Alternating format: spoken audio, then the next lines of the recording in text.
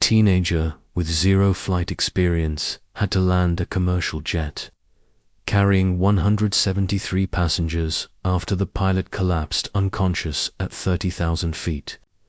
The co-pilot was not on board. No one else knew how to fly. It was either her or certain death for everyone. Before we dive in, what time are you listening? Where are you from? Drop a comment below and tell me. And please like and subscribe for more videos like this. Emma Davis was 17 years old, sitting in seat 12A on Flight 742 from Chicago to Seattle. She was traveling alone, heading to visit her grandmother for spring break. Emma was a quiet girl, the kind who always had her earbuds in and a book in her lap. She loved mystery novels and flight simulator games on her computer.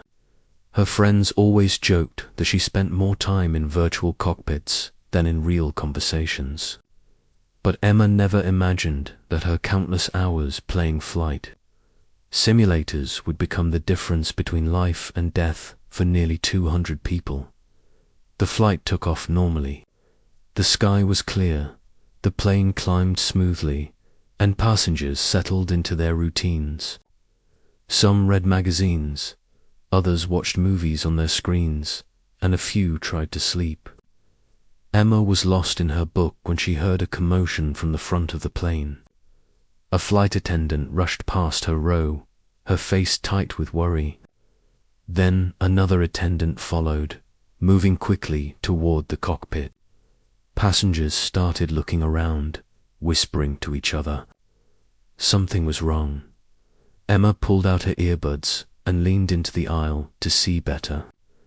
The flight attendants were talking in hushed, urgent voices near the cockpit door. One of them kept glancing back at the passengers, trying to maintain a calm expression, but Emma could see the fear in her eyes. Then the announcement came over the intercom. The lead flight attendant's voice was shaking slightly as she spoke. She said they had a medical emergency in the cockpit. She asked if there was a doctor on board. Emma's heart started racing. Medical emergency in the cockpit. That could only mean one thing. Something had happened to the pilot.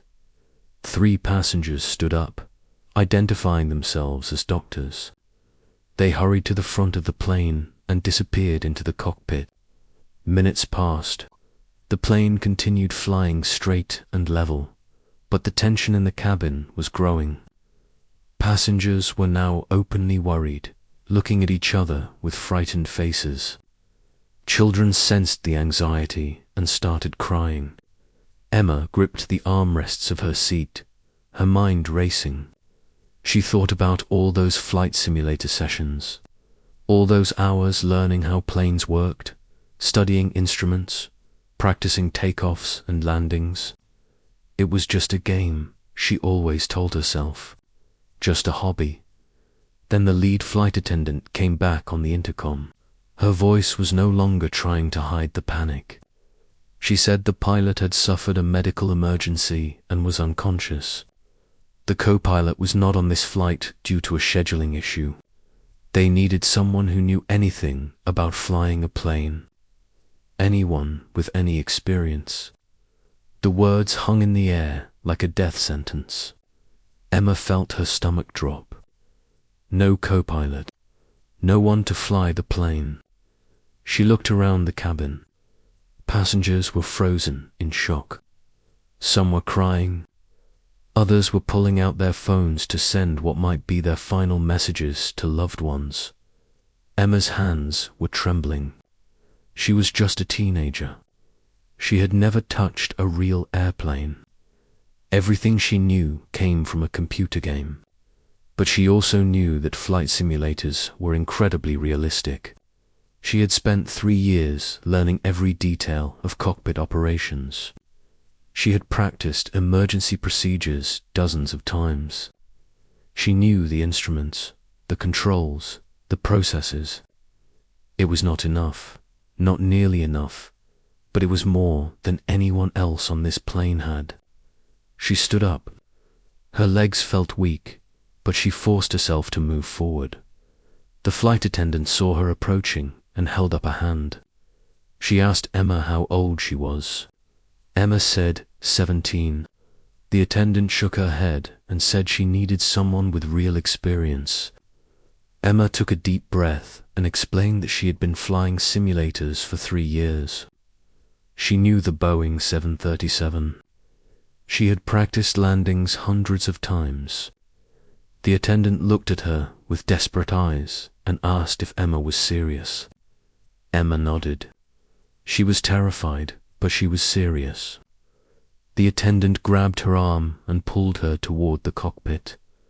Inside the cockpit, Emma's breath caught in her throat. The pilot was slumped over in his seat, the 3 doctors working on him frantically. The instrument panel stretched before her, filled with dials, screens, switches, and buttons. It looked exactly like her simulator, but this was real. The stakes were life and death. The lead doctor looked up at Emma and asked if she really knew how to fly. Emma said she had simulator experience. The doctor shook his head and said the pilot had suffered a massive stroke. He was alive but completely unresponsive. They needed to get this plane on the ground immediately.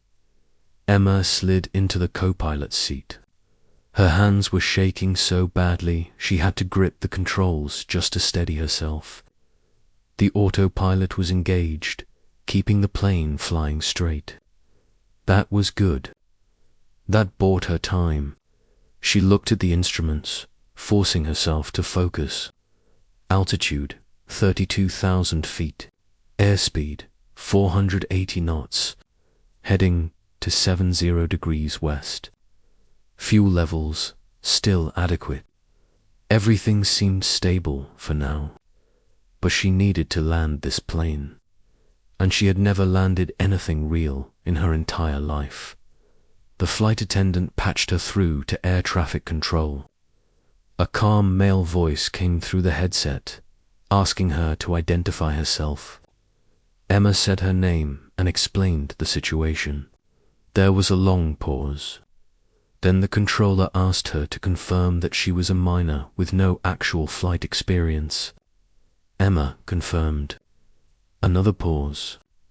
The controller's voice came back, even calmer now, and he said they were going to help her through this, step by step. He told her his name was Marcus, and that he had been a controller for 22 years. He was going to talk her through everything. Emma felt a tiny spark of hope. She was not alone. Marcus asked Emma to describe what she saw on the instrument panel. She went through each reading, her voice growing steadier as she focused on the technical details. Marcus confirmed that the autopilot was functioning properly and told her to leave it engaged for now. He said they needed to divert to the nearest major airport with the longest runway. That was Denver International. He was coordinating with emergency crews right now. Emma acknowledged, and Marcus told her she was doing great. His voice was like an anchor, keeping her grounded. The next 30 minutes were the longest of Emma's life. Marcus walked her through every step. He explained how to adjust the autopilot settings to begin a gradual descent. He taught her how to reduce speed slowly and safely. He reminded her to stay calm, to breathe, to trust her instincts. Emma followed his instructions exactly, her hands moving across controls she had only touched in a virtual world. Every adjustment she made was met with encouragement from Marcus. The plane responded smoothly, beginning its descent toward Denver. But then the real challenge began. Marcus told her she would need to disengage the autopilot and land manually. Autopilot could not handle the final approach and landing. Emma felt panic rising again. This was the hardest part, the part where most simulator crashes happened.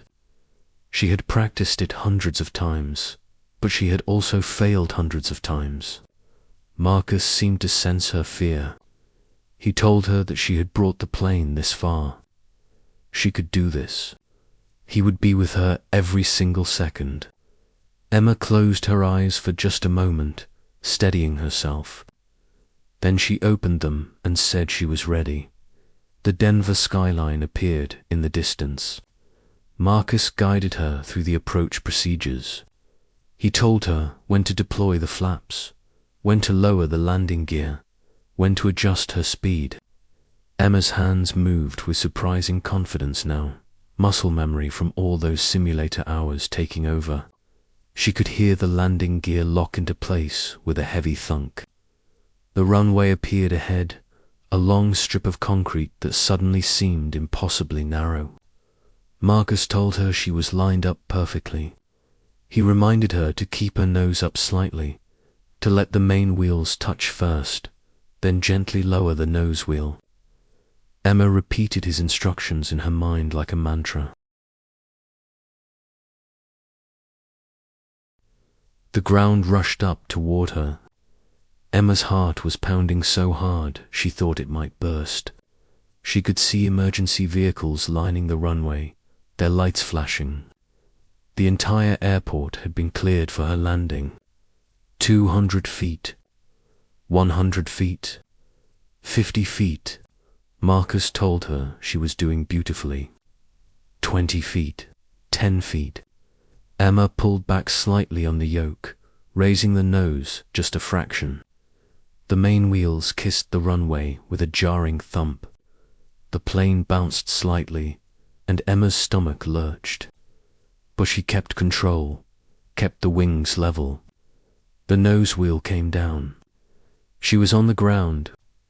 She immediately deployed the thrust reversers and brakes, exactly as she had practiced. The plane decelerated rapidly, slowing, until it finally rolled to a complete stop halfway down the runway. For a moment, there was absolute silence. Then the cabin behind her erupted in cheers, screams, and sobs of relief. Emma sat frozen in the co-pilot seat, her hands still gripping the controls. She could not believe it. She had actually done it. Marcus's voice came through the headset, thick with emotion. He told her she had just saved 173 lives. He said he had never seen anything like it in his entire career. Emma started crying, the adrenaline finally crashing through her system.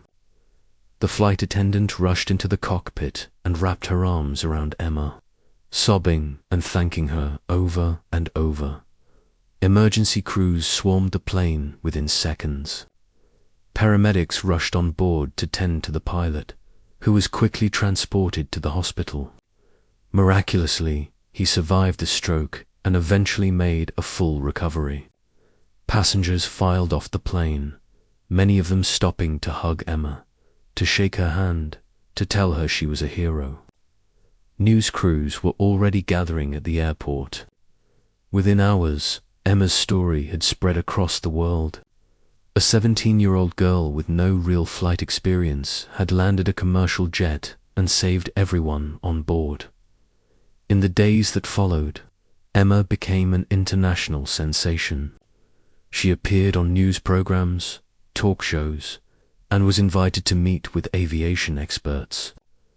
The Federal Aviation Administration launched an investigation but ultimately concluded that Emma had performed remarkably under impossible circumstances.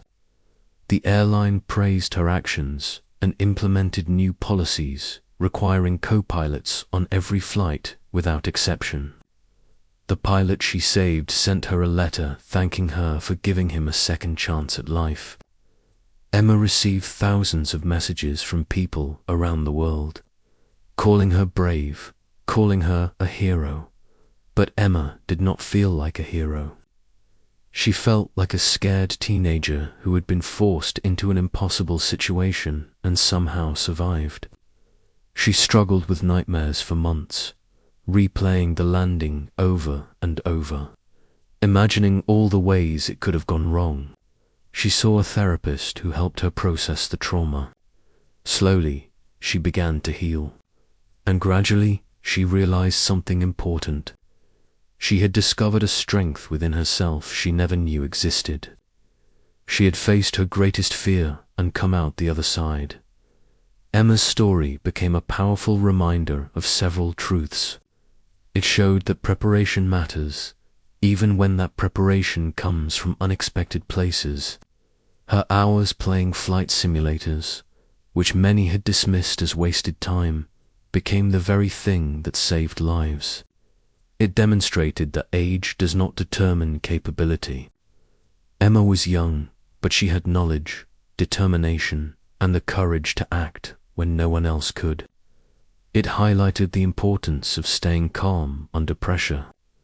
Emma could have panicked, but instead she focused on what she knew and trusted the guidance she received. Most importantly, Emma's story proved that ordinary people are capable of extraordinary things when circumstances demand it. She was not a trained pilot. She was not a professional. She was just a teenager with a hobby. But when 173 lives depended on her, she rose to the challenge. She became what the situation needed her to be, and in doing so, she reminded the world that heroes are not always the people we expect. Sometimes they are quiet 17-year-old girls sitting in seat 12A, lost in a book, unaware that their entire world is about to change. Emma eventually went to college and studied aerospace engineering. She never became a commercial pilot. She said the experience had been enough flying for one lifetime, but she dedicated her career to making aviation safer. She worked on developing better training systems, improved emergency protocols, and technology to prevent situations like the one she had faced. She turned her traumatic experience into a mission to protect others. And every time she walked into a cockpit for research purposes, she remembered that terrifying flight. And she remembered that she had been strong enough to survive it. The passengers from Flight 742 stayed in touch with Emma for years. They formed a bond that only shared trauma can create. Every year on the anniversary of the landing, they would gather to celebrate life and to thank the teenager who had given them all a second chance. Emma always attended these gatherings, though they were emotionally difficult. She needed the reminder that what she did mattered, that those lives she saved went on to do beautiful things, to love their families, to make their own impacts on the world. So if you like this video, please like and subscribe for more videos like this.